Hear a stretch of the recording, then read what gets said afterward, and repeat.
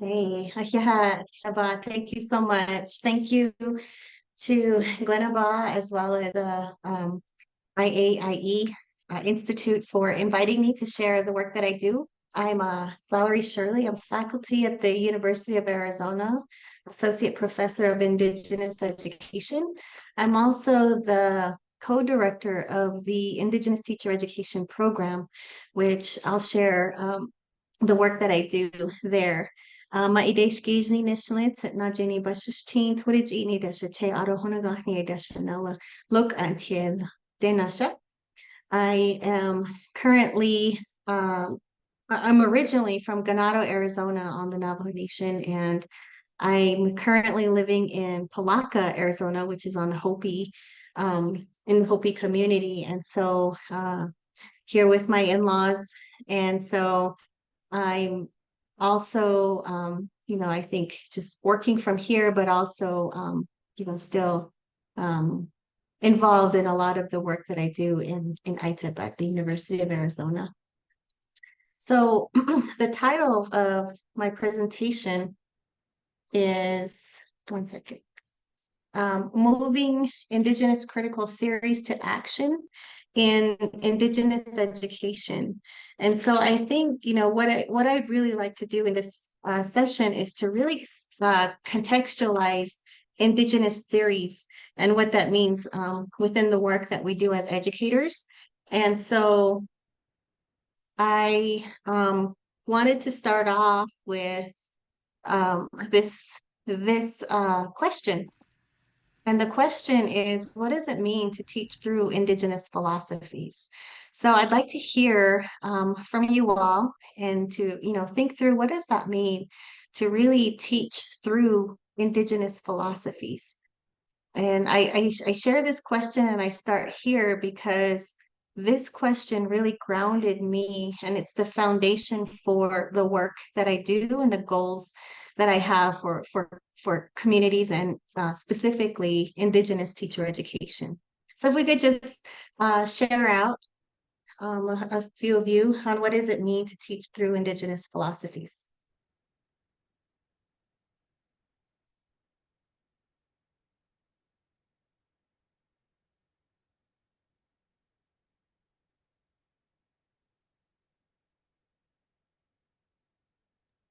Well, I'll say something. Well, for me, Glenaba, yeah, it really means to really think deep about how we perceive, sorry, I have a cold, how we perceive the land and the ecology, and how much of what we're teaching is based upon the land and our connection to land. So just that, and it's also our spirituality and how we center ourselves, how we think about the cosmos and so on. So to me, it's all of that, but it's also in our own language. It's thinking in our native language as well. Thank you so much for sharing. And then we have in chat from Jennifer John, centering Indigenous languages, experiences, and values. And if you could maybe share an example of what that could be and look like. Jennifer, feel free through chat as well too, or you can share it, unmute yourself. And then Vanessa also says place-based. So if you could just, Vanessa, give us an example of what that is. Go ahead, Jennifer. So I work at Karis Children's Learning Center, which is a Indigenous Montessori Karis immersion school. So part of the philosophy is that, again, like centering the Karis language as much as possible, experiences of what the students are experiencing as members of Cochiti Pueblo community, as well as their values, right? Because oftentimes in public school, well, all the time in public school, white supremacy values are often what is, centered or highlighted. I think too, part of that work as an Indigenous educator is also reflecting on your own biases and how you perpetuate certain, white supremacist ideologies or values, right? Because oftentimes we don't take a look at how colonization has affected us as educators, right? And how we perpetuate those values. Exactly. Thank you so much. That's so deep. Thank you so much. I want to hear also from Vanessa, but I think Vanessa put in chat, focusing on whose land you are on, but also centering their knowledge and knowledge systems, their traditional stories. So thank you so much, Glennie, Vanessa, and Jennifer for sharing, just kind of thinking through what this means as the foundation, because when I think about teaching and teacher education, all of what you just shared from um, really reconnecting to our knowledge systems through the land, through the cosmos, through our stories of emergence and the ceremonies, all of that, because I think what Jennifer had mentioned was, we have our own biases and white supremacist kinds of structures. White supremacist ideologies have really informed the policies and practices of schooling historically, and that has continued on to the current day. So we also have to do process of critically reflecting on our identities, our biases, and so all of that is really embedded in what I do as an Indigenous teacher educator and the program that Dr. Garcia and I created. So for me, I'm going to start with just my positionality in terms of how my own Diné epistemology has grounded the work that I do, the decisions I make, my thought process, and really grounding it in that. And personally, I Sa'ana Gaibik Ehojon is the philosophy and the epistemology that has really guided my identity, my thought process forward.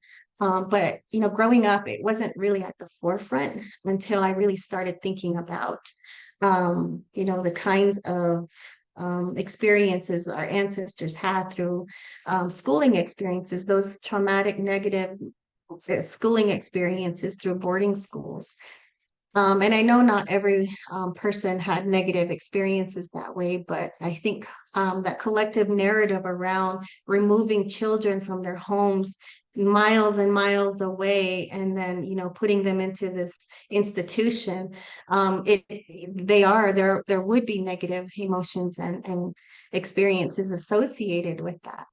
So thinking about that and the legacy, because my parents both went to boarding school as well too, in my home community though, but that whole experience also informed my own identity and upbringing as well too, because I currently understand the language pretty well, but it's still really hard for me to communicate in my language. And so, but I did have a lot of experiences having ceremonies for myself, my parents having ceremonies for me, being involved in helping others at their ceremonies, and growing up with stories of emergence or creation stories.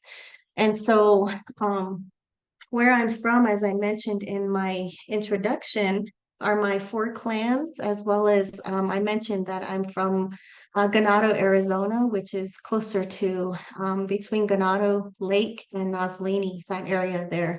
So I go back to corn and the corn stalk philosophy for Diné, and really thinking about my own personal upbringing. And I think about a corn stalk and how I'm looking at the roots, the stalk, and the pollen as a metaphor for the work that I do. So teaching through, thinking through Sa'anagay Ehojon through this cornstalk philosophy. So the roots it's the place on where I'm from, which is Ganado. This photo here, Bek Inaja, is the place, the actual place. And so my roots are there, and that's where all of my stories, my teachings, and the ceremonies that I've had, that's the connection that I have there. And my maternal clans and the stories that are associated, and the practices of um, how we move through and implement the different ceremonies we have is coming through them. And so that's the stock and all of the stories associated with it. And then you think about the pollen, and the pollen is really about growth and cultivating this next generation. So for me, the next generation is my daughter. We just had a Kinalda ceremony for her a few months ago, almost a year ago now. So last November and also in February. And so going back to our connections to corn and how, just having her grow up with the corn, she's always the first to plant the first seed. She takes care of it. She knows the stories of how corn are our children. We take care of them, we cultivate, we nurture them, we talk to them, we sing to them. And so she grew up with that. She also has her own uh, roots to her Hopi ways as well too. And so not too long after she had her Canada, we used the yellow corn to make her cake. And so not long after that Canada ceremony, she was initially, well, not too long, it was literally the day after after she ended her Canada. So she didn't really have a break there. So she went through her Hopi initiation, and so she went through another 4 days of ceremony immediately after that. So her roots and her place, she has connections to corn with her dad's field. And so, all of the stories and the philosophies associated with the roots on the place where the corn is growing, she's becoming familiar with all of that as well too.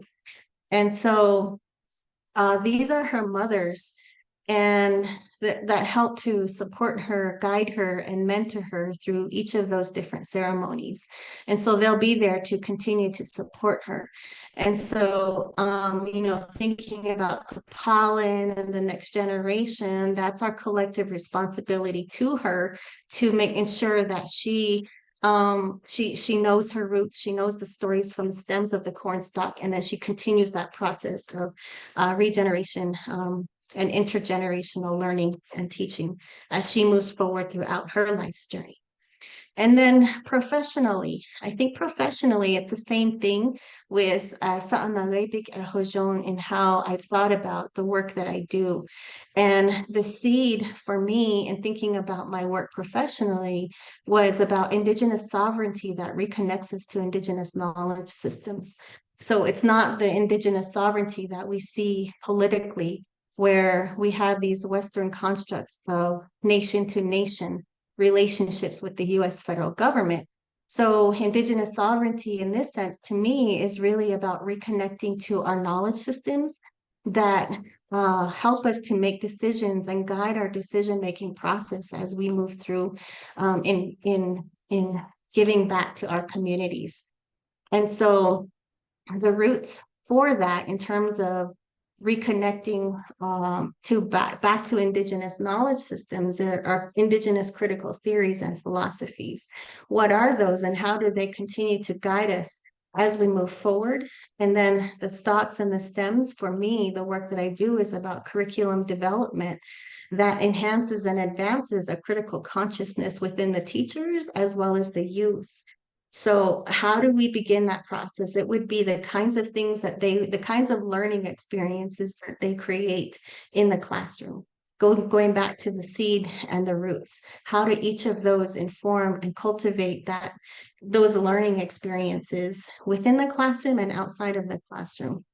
And how are those reflected in the curriculum that we create for our communities? And of course, pollen, again, going back to the next generation of Indigenous teachers and youth who are continuing that process of advancing and perpetuating Indigenous sovereignty in that sense, where our knowledge systems and our philosophies are the roots for how we make those decisions and all of the work that we do. So I start with, just over the years, this whole process for me, it didn't come naturally. It's through the different experiences that I've had And I go back to my graduate studies. Earlier, I was mentioning to Glenabot that, see, we both went to the University of Wisconsin, and for graduate school, she did her PhD work there, and I did my master's work there. And so she had a really good influence on the faculty at the University of Wisconsin, because my advisor was on her committee. And I recall, and I think might have been during the time that Glenabot was um, uh, uh, presenting her research and defending her dissertation when I was there, that she came to me and had a book, and she gave it to me, and she was so excited. And that book was Decolonizing Methodologies by Linda Smith. And so that was my first introduction to critical Indigenous research methodologies. And I thank Glenabot for that, because I don't think you even know the impact that you had on the next generation, right? So so I think that was the moment when I really started to think about what does it mean to do research with Indigenous communities. And as a graduate student, that's what I needed to do, was my thesis statement, our thesis work. And so I utilized that book as the foundation for what I would do. But I think it continued into my dissertation work. And my dissertation was on how youth make sense of their identities in relation to this critical, the critical work and theoretical frameworks that exist in the scholarship. And so Margaret Kovac, she really, her book on Indigenous methodologies, that one I think really that was another pivotal book that really made me stop to think about my research in deep ways. So she had these different ways of thinking about how you do research and think about your research. So how does your research center Indigenous philosophies? How is it contributing to political Indigenous sovereignty? And how is your work decolonizing? It's also research that includes story about yourself, your experiences, as well as your philosophies and, stories of emergence. For me, just really thinking about each of those and taking a moment to really think through, how can I create my research around each of these different aspects and characteristics of Indigenous research methodologies.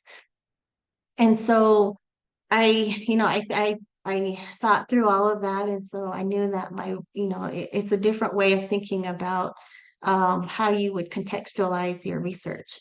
So um, so so embedded in my research was, how do I engage youth in these like focus group sessions is what I called it, but it was really about how do they make sense of their identity in relation to the research and the scholarship on colonization, decolonization, Indigenous methodologies, critical Indigenous pedagogy. How does how does how do youth make sense of their identities when your work is really grounded in that?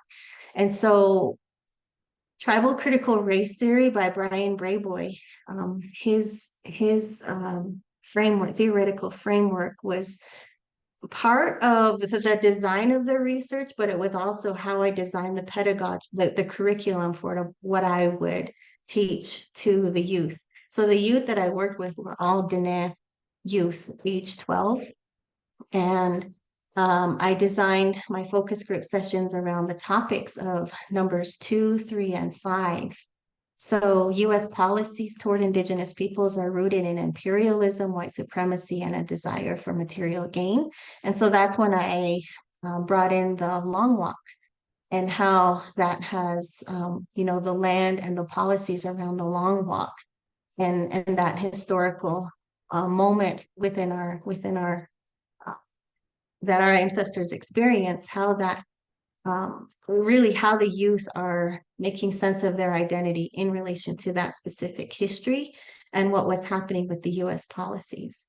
And then in number 5, governmental policies and educational policies toward Indigenous peoples are intimately linked around the problematic goal of assimilation.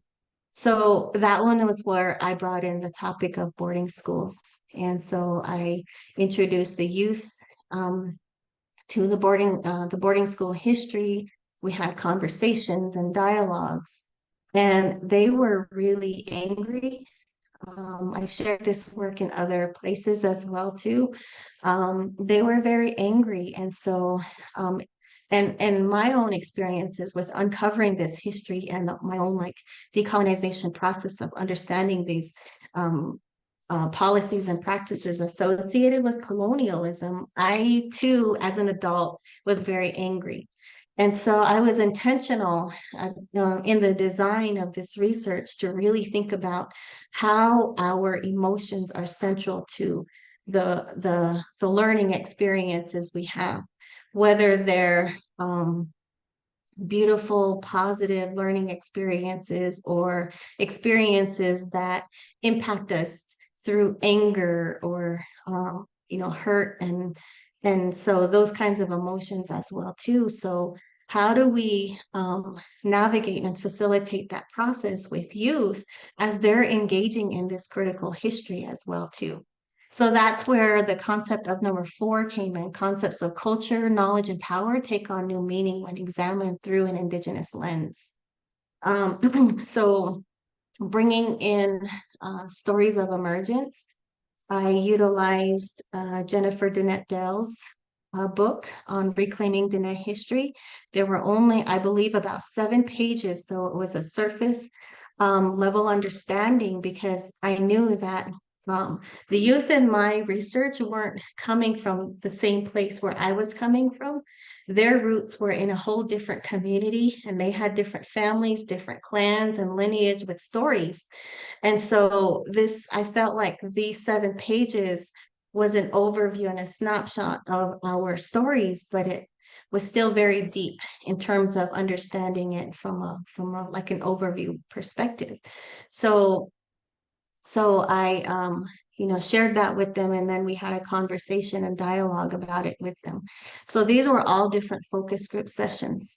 And so, what I learned from this process is that the scholarship, the critical scholarship around these frameworks really guided the ways in which I created curriculum for the youth and navigated how, I guess, the learning experiences with the youth based on the Navajo philosophy of how our emotions associated with just being in a state of hujo as a concept of how I would continue to make sure that they stayed in that state of hujo, which is, it's really about balance. It's about this emotion wherever you feel really good about life socially, emotionally, spiritually. And so when you are engaged in this kind of research, you kind of have to navigate it carefully because these stories, they activate those emotions. And so how do we maintain that state of hujo throughout that process as we're working with youth? And so I share that because this was also one of the early experiences that I had that continued to shape the work that I do now. And so what I do now is Indigenous Teacher Education. And starting with this question, what does it mean to reframe teacher education through Indigenous self-determination and sovereignty? And so we have about 50 graduates and teachers affiliated with our program now. We started in 2016 and we're on our 4th cohort now. And they're from different communities.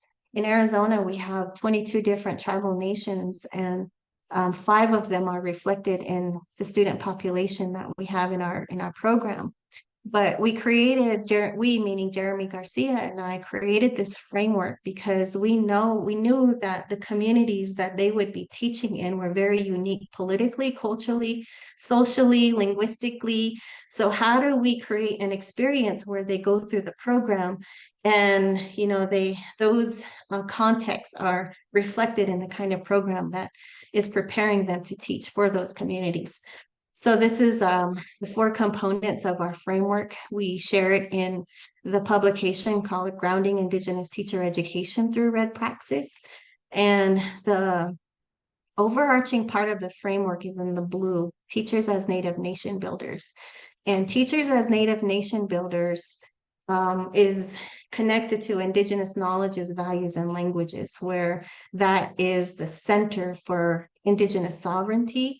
And as we're thinking about our political connections to what sovereignty is, we're also thinking about the ways in which we've always traditionally governed ourselves through Indigenous sovereignty. We've always had that. So, and that was guided by our knowledge systems and our philosophies and values. And so that's what we're doing is it's that process. It's a process of decolonization because in order for us to really reconnect the youth and the teachers to be Native Nation builders who are reconnecting to those knowledge systems and the original teachings of our communities, we have to go through a decolonization process on ourselves, our identities, and how that has shifted over the years, and how, to what degree we might know these stories and philosophies, or even our proficiency in speaking and understanding the language. So that process personally in our identities is what we engage the teachers to do. It's also about the structures, as Jennifer mentioned. The history and the structures that are embedded in our schools right now are very, very westernized. And so how might we, and I guess what happens too that I typically see over the years, that I've seen over the years, is that the westernized structures tend to stay in the schools, and they tend to be so deeply embedded in the schools. And culture and language tends to be an afterthought and then sprinkled on top of that westernized structure. And so, you know, with our goal of teaching through Indigenous philosophies, we have to completely disrupt that structure and think and reconceptualize the ways in which we take on Indigenous sovereignty and self-determination to move us in that direction of reconceptualizing, going back to the roots of the cornstalk, and to teach through those Indigenous philosophies. How might we do that as a teacher? So that's been our goal. And, you know, it's really those Indigenous critical theories as well as sovereignty collectively that are moving us through that process. So we were to put 2 terms to this process of our framework and the experiences that prepare teachers, that would be decolonization and resurgence. So resurgence is that process of reconnecting to our original teachings and our philosophies. And so, so that work, we focus a lot on curriculum development, as I mentioned. So these are the guiding questions that help us with that process. And you know, we think about, if Indigenous teachers are informed by Indigenous critical theories and Indigenous relationships to land, how does this generate an intellectual space that reaffirms, reclaims, and liberates Indigenous communities? What accounts for the restoration and revitalization of Indigenous knowledges, values, and philosophies in Indigenous education? And what role does relations to land have in understanding what it means to be a critical Indigenous teacher? So these are the thoughts as we were preparing them to create curriculum, and we didn't know what to expect. This was kind of like our experiment on, you know, at least trying it and to ground curriculum development in critical theories.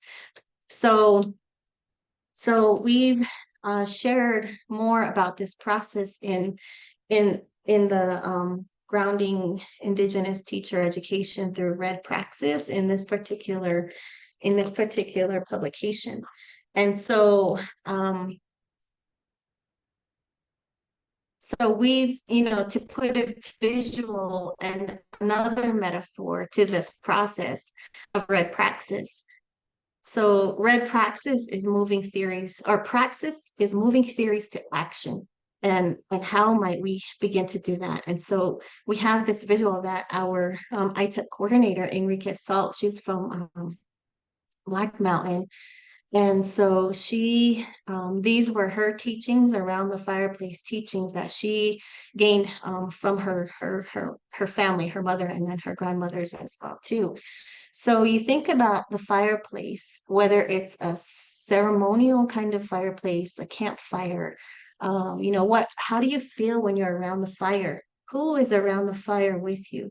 And so, there's a lot of relations and kinship happening around this fire, and knowledge and stories are shared regardless of what kind of fire you're sitting around.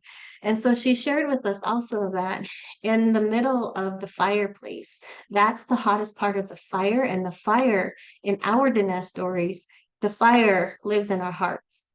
And so the hottest part of the fire, you think about that love and the compassion and the care that we have that exists from our hearts, the power that we have from our hearts, the energy that it gives off as well too. So when we think about that, and we're looking at some of the critical theories and some of the injustices that are happening in our communities, environmental injustices, for example, there's uranium mining or different kinds of mining that destroys different cultural sites, sacred sites, and places that have cultural significance.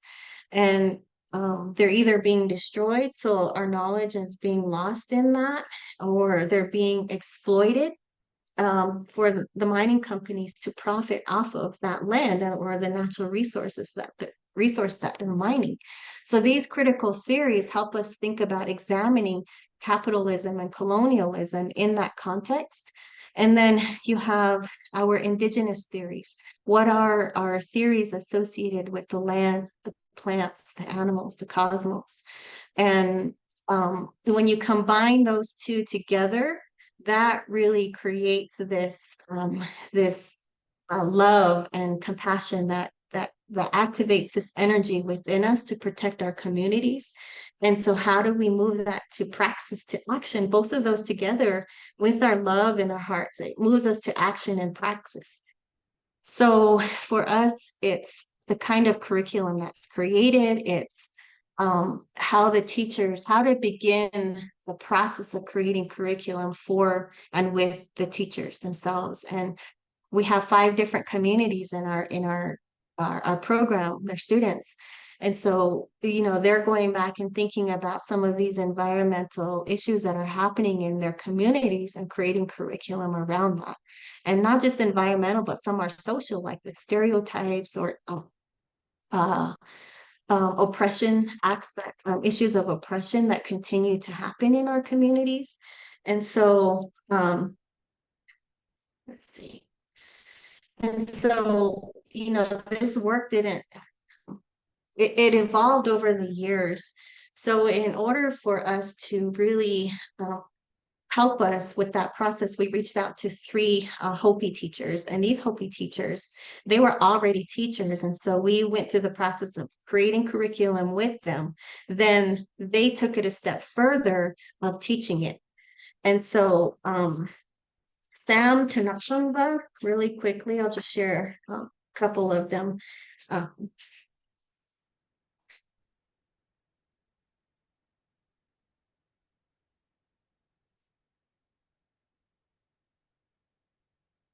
Okay, he was a former 4th grade teacher. And he's also a Mongwe, which is a leader of the Katsina ceremonies at the village of Walpi. His unit that he created, and we had sessions with each of these teachers that introduced them to different, the scholarship around critical theories by Indigenous scholars, And we had a lot of dialogue around those readings. And so that informed the kinds of curriculum that they would create and teach. So he created a curriculum around deconstructing settler colonial reservation borders and reconnecting to traditional Hopi homelands and cultural sites. So this idea for his unit, it began with students saying that they were from the res and thought that the boundaries for Hopi were only within these borders. His unit was based on the concern that they were not seeing their relations to various cultural sites outside of those reservation borders. So he created a whole curriculum around that, and the students were started to really think and reflect on their relations to different aspects of land outside of those borders. And then Samantha Honani, in the middle there, she's a community educator and a former second grade teacher. She created curriculum around Hopi water. And this began when students started questioning why. One student questioned why her grandmother has to buy bottled water. And so her and why they couldn't just use the water that came from the faucet. So she created a curriculum around that. And the curriculum was to inform students about the high levels of arsenic in the water. So she integrated Hopi epistemological and ontological relations to water by bringing in guest speakers and even bringing in like the Hopi water, I guess the services in Hopi. And so long story short, she had a whole curriculum around it, and she had her students write a letter to Hopi Council. They delivered it with this other teacher, Mavasta Hanyori, and they delivered it to Tribal Council and requested and asked Tribal Council to make some changes. And so this was several years ago, before the pandemic. And this past summer was when the Hopi tribe hired a company to change out all of the different pipes so that they can really work on cleaning up the water for the communities. And so Mabasta also had a unit on the Pueblo Revolt as well too. So this had implications for our teachers and teacher candidates of ITEP. And so we know that we're just in that process of starting, and how do we start them off in that process of creating curriculum in a very similar way where they were introduced to the scholarship, tribal critical race theory, red pedagogy, indigenous social justice pedagogy, land as pedagogy. We had a lot of conversations around each of those and really thinking deeply about that. So those the scholarship around that in relation to what they were experiencing with their own communities helped them create the lessons. So Mavasta, Samantha, and Sam, the Hopi teachers in that previous slide, we actually have them come and be guest speakers on and sharing the work they did in teaching this curriculum. And so that informs them on what they could possibly do. So this particular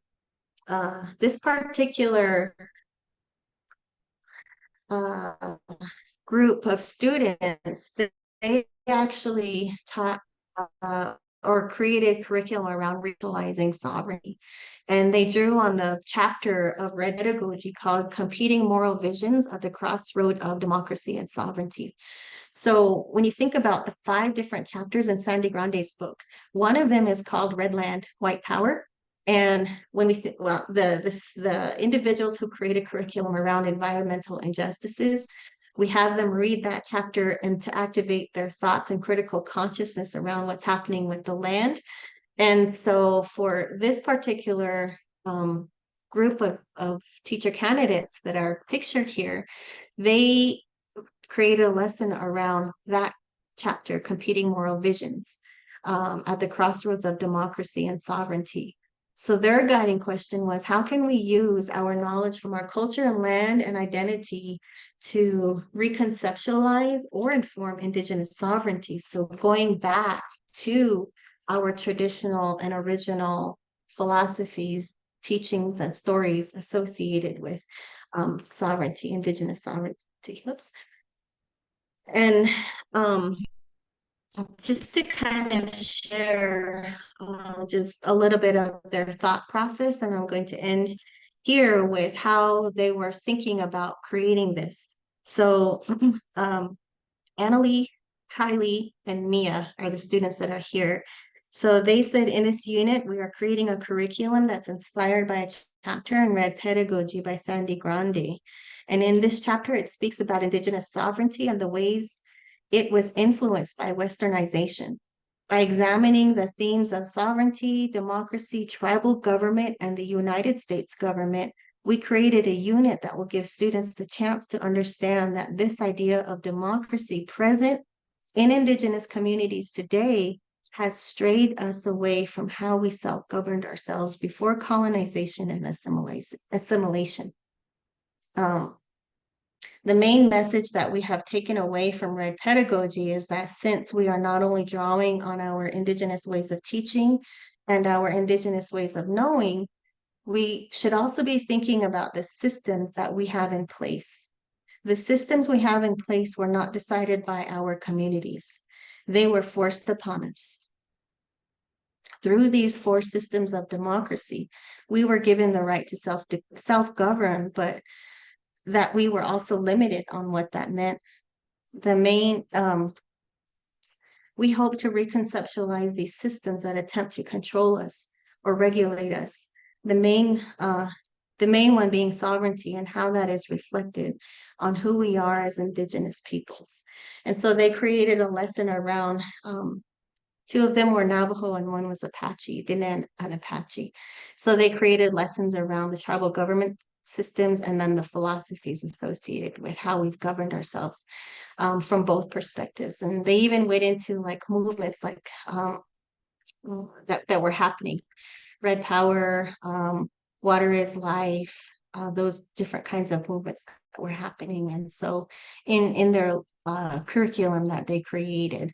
So each of them are still in the program right now. Mia is student teaching. She's graduating this December. Actually, Kylie she's a first year teacher at one of the local schools in Tucson, in the Babakivri school at the Tohono Nation. And then Annalie is still in that program. So, I think the vision for what we want to do for these teachers is really about going back to teaching through our Indigenous philosophies. How do we begin to do that? And how do we create curriculum so that our youth can then be reconnected to those knowledge systems so that they can continue to be guided and make decisions around what happens within their communities as well. So that's a little bit about the work that I've been doing and in a snapshot. So it's a lot of deep thinking and a lot of I guess time and effort in what we do working with these teachers. Yeah. Well, Ta'a and Ayu Aita, thank you very much, little sister, for this beautiful work. I just kept thinking about how fortunate your students are to have this type of preparation, and it just kept making me think about how I wish we could transform the way we do things at UNM. We have the Native American Teacher Preparation Program, and we do things, but we don't have it embedded like you and Jeremy have found a way. And I know it's taken years to cultivate, to get that in that way, but you set the goal, you set the bar, which is what we should all be doing in all these schools, especially in the Southwest. So Ta'a, thank you.